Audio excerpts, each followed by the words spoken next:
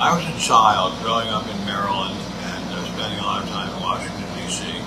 I would drive by the neighborhoods with my parents driving the car where predominantly black people, in fact almost all black people lived. And they looked so raggedy and sad and their neighborhoods were so run down and miserable. I just thought, wow, what a horrible way for these poor, honest, decent citizens to live.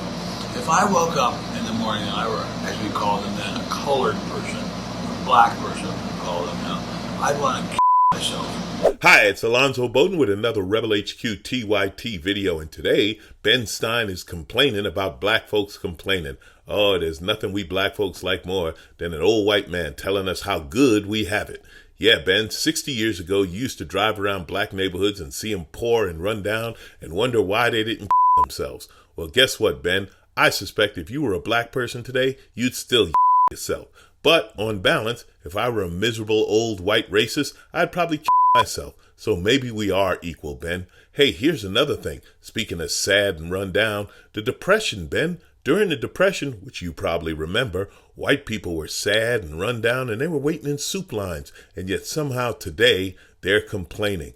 I just don't get it, Ben. Maybe you can explain it to me further about, how good we black folks have it. Oh, and another thing. What were you doing driving around black neighborhoods back then? They were segregated, Ben. What were you up to?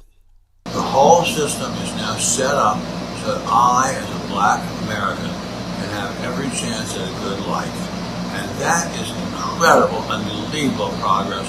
It's never discussed in the media, and it is a tremendous miracle. So, Ben, you're a white guy telling us that if you were black, you wouldn't be complaining, you'd be happy. Well, Ben, Professor Jane Elliott did a study about that. She actually asked a group of white people in the class that if they were okay being treated like a black person to stand up, and not one of them stood up. And Chris Rock famously joked that there was a white guy in the back working in the kitchen that wouldn't want to trade places with him, and he's rich. Chris Rock is rich, not the white guy in the kitchen.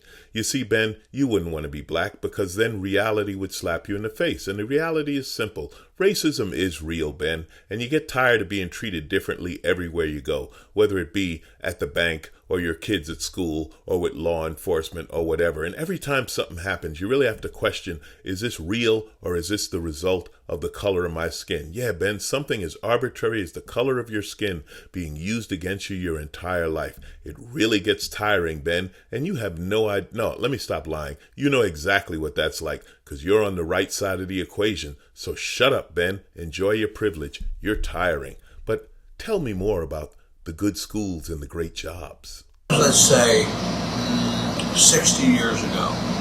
And now, ladies and gentlemen, if I woke up and were a black person, I would think, well, I have every opportunity to go to a really good school. I have every opportunity to live in a really good neighborhood. I have every opportunity to get a really good job.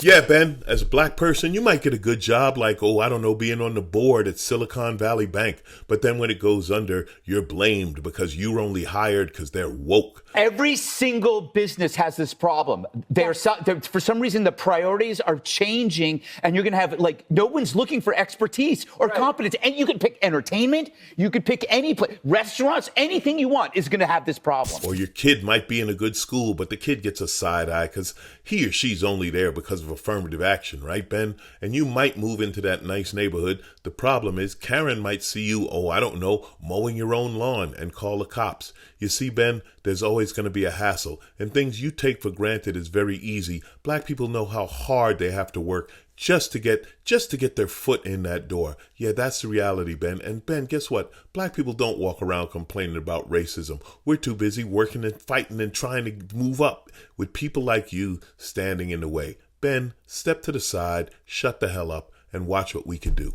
Oh, that's right. We better not do too good. We'd be uppity.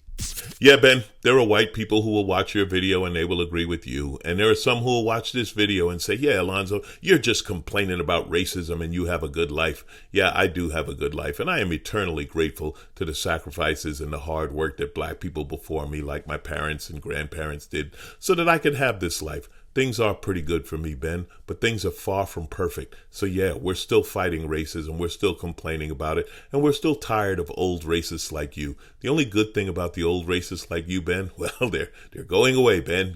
You're dying off. You're a dying breed.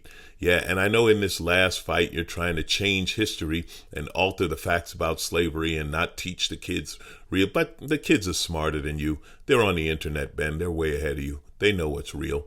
Things are going to get better, Ben. Things always do. See, the thing about society, it always moves forward, and it's slowly moving, and we're in a kind of a backwards phase right now, but things will go forward again, and they'll get better, Ben, and you won't be around for it, and I may not be around for it, but I have confidence in the long run things will get better. In the meantime, Ben, how's about you shut up? How about you not tell black people how they could feel? How about you just shut up and go to wherever the angry old white man club is and sit around and about, the good old days, or maybe the bad old days, or I don't know what you guys sit around and about. Stop complaining about us complaining, because we're not complaining.